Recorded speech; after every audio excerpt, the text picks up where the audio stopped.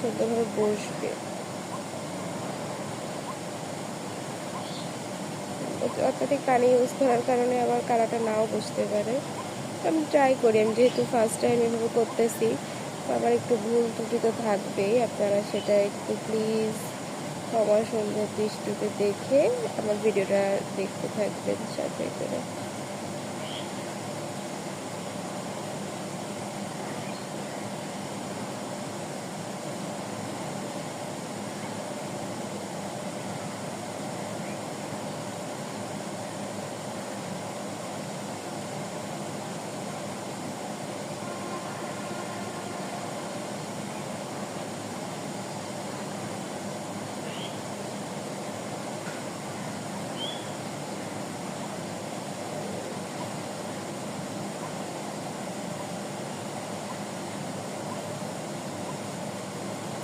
দেখুন এটা কেমন লাগছে, দেখতে থাকুন। আমি একটুখানি বেস কালারটা বানাই নিই, কারণ বেস কালারটা ভালোভাবে হওয়াটা খুবই ডিফিকাল্ট লাগছে আমার কাছে।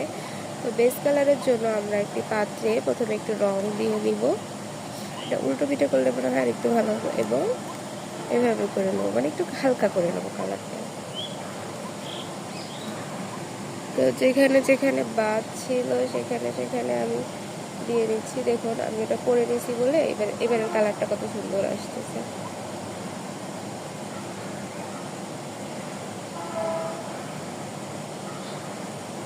এখানে দিলেও হয়ে যায়।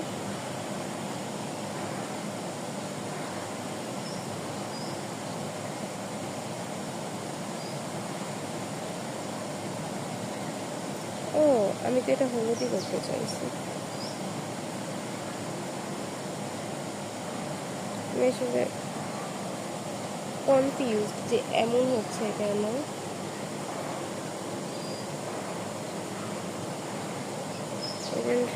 এমন হচ্ছে কেন, আমার আসলে কোনোই ধারণা নেই এই রংটা সম্পর্কে যে এমন হয়ে যাচ্ছে কেন। আপনারা কি কেউ জানেন? জানলে প্লিজ আমাকে কমেন্ট করে জানাবেন যে এমন হলো কেন আমার কালারটা। মানে